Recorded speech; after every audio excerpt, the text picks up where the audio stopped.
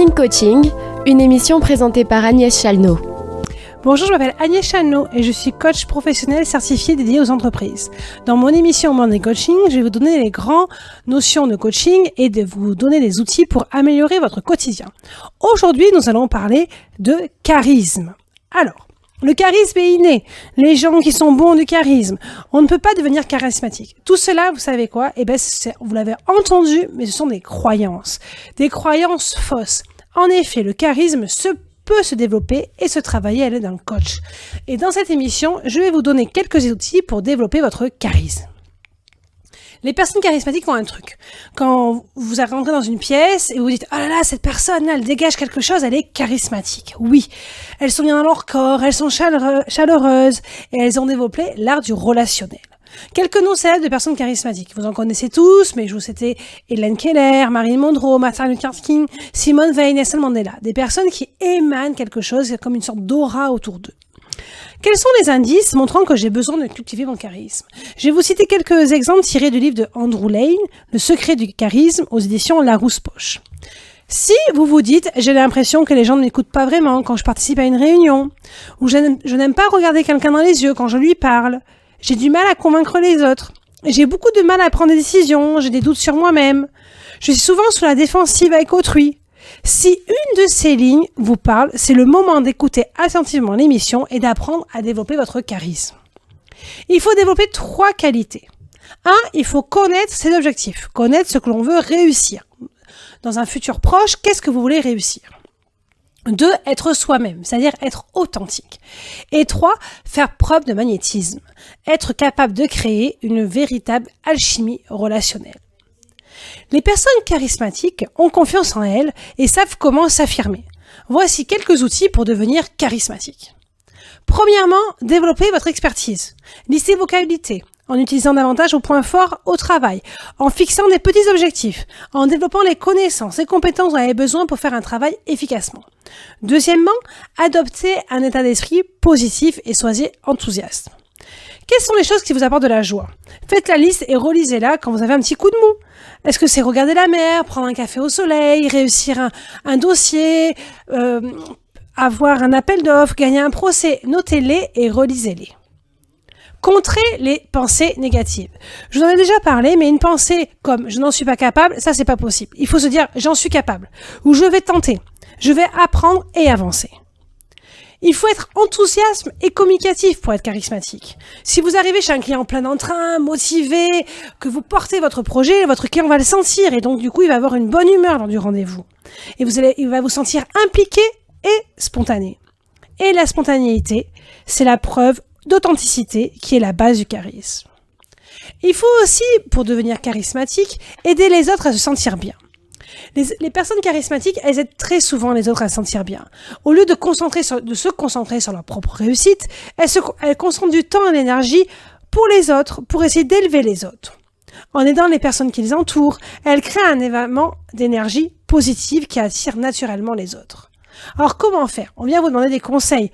Alors apportez votre aide, votre expertise. Soyez humble par rapport à vos réalisations, mais félicitez l'autre quand il réussit quelque chose. On peut peut-être aussi aider les gens de manière autre, comme devenir un mentor, en encadrant des gens qui sont moins expérimentés que vous. Et puis aussi en ayant des gestes de gentillesse. Vous avez un collègue qui travaille sur un dossier, qui est très concentré, il n'a pas le temps de prendre un café, apportez-lui un café. Ça déjà, c'est un petit geste qui prouve que vous pouvez être charismatique. Et puis le sourire authentique, lorsqu'il est approprié, peut également contribuer à ce que les gens se sentent bien. Quatrièmement, il faut faire preuve d'empathie. Il y a un lien étroit, vous savez, entre l'intelligence émotionnelle élevée et le charisme. Les leaders dotés d'une intelligence émotionnelle élevée sont conscients de leurs propres émotions et celles des personnes qui les entourent. Cette conscience leur permet de garder leur sang-froid lors de situations un peu sous pression et de donner aux gens le besoin qu'ils ont sur le besoin émotionnel. L'empathie, c'est un élément très important. Lorsqu'on est capable de comprendre le point de vue, les désirs, les besoins des autres, vous ouvrez une porte vers une plus grande connexion et une plus grande compréhension. Et qui dit ça, dit vraiment une relation à l'autre, un plan relationnel énorme. Développez votre empathie, développez votre intelligence émotionnelle en maîtrisant vos émotions quand vous êtes énervé ou stressé. Prêtez attention aux autres. En observant le langage corporel de l'autre personne qui est en face de vous, vous allez identifier ce qu'ils ont envie, ce qu'ils veulent, ce qu'ils ont besoin, et vous allez prendre en tant que personne charismatique les mesures appropriées. On va faire une petite pause musicale et nous allons revenir après pour découvrir comment devenir charismatique.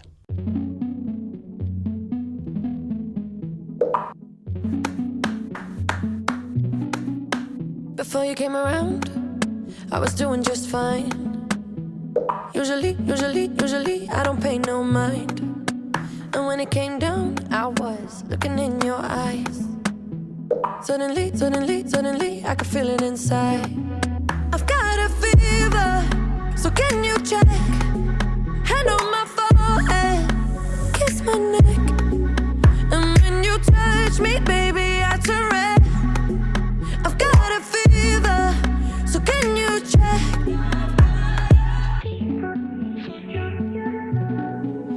Peut-être qu'avec du temps, ça partira. Et pourtant, je ne m'y vois pas. Comme un médicament, moi je suis rien sans toi. Et je sais que je perds de temps dans tes bras.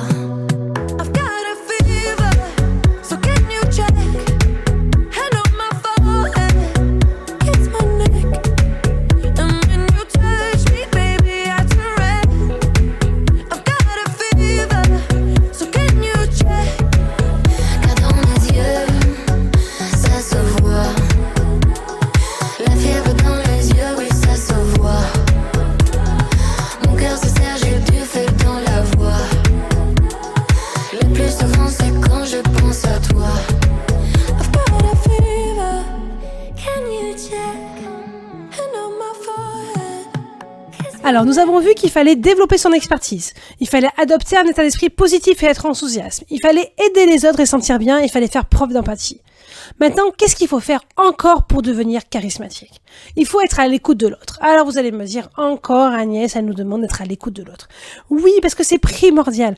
Concentrez-vous sur ce que vous dit votre interlocuteur et non ce que vous voulez lui répondre. Alors qu'il parle, hochez la tête, encouragez-le en disant c'est intéressant, je vois. Posez des questions ouvertes à votre interlocuteur. Reformulez, posez encore des questions. Ça montre que vous avez un intérêt pour lui. Et la personne en face de vous va comprendre que vous portez un intérêt réel et elle va se confier. Elle va pouvoir discuter avec vous profondément. Faites de votre mieux pour rester dans le moment présent. Être attentif. Vous êtes surpris vraiment par cette écoute active sur l'impact qu'il peut avoir sur votre relation à l'autre.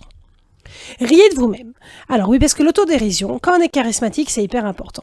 Parce qu'apporter une touche d'humour dans la communication, c'est toujours un plus. C'est pas quelque chose de facile à maîtriser, puis l'humour, ça peut être un peu bancal de temps en temps. Mais utilisez l'humour selon votre auditoire, le contexte, la manière dont vous formulez vos propos.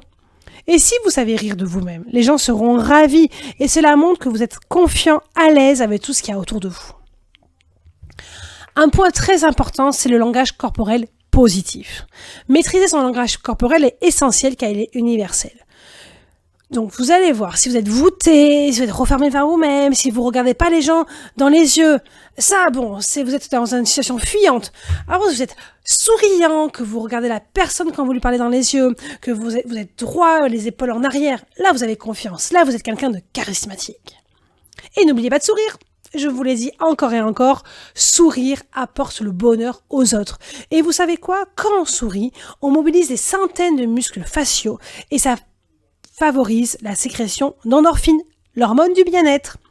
Votre sourire invitera au rapprochement et à la confiance. Pour conclure, le charisme est un ensemble de traits et de comportements qui vous aident à séduire d'autres personnes. Les personnes charismatiques réussissent souvent et les gens sont naturellement attirés par eux. Elles retiennent les meilleurs talents dans leurs équipes et les gens écoutent leurs idées. Le charisme est un ensemble de comportements. Travaillez à développer l'empathie, la confiance en soi, l'affirmation de soi. Soyez conscient de ce que dit le langage corporel et faites de votre mieux pour offrir un sourire authentique aux gens lorsque vous êtes en leur présence. Je vous remercie pour votre écoute. Retrouvez l'émission en podcast sur Radio JM et sur les pages Facebook et Instagram de la radio. Laissez-moi un commentaire sous la vidéo avec vos questions et si vous voulez aborder une thématique dans l'émission, dites-le moi. Je vous dis à la semaine prochaine où nous évoquerons le triangle de Karpman et je vous donne un bon jeudi. Merci, au revoir. Morning Coaching, Une émission présentée par Agnès Chalnot.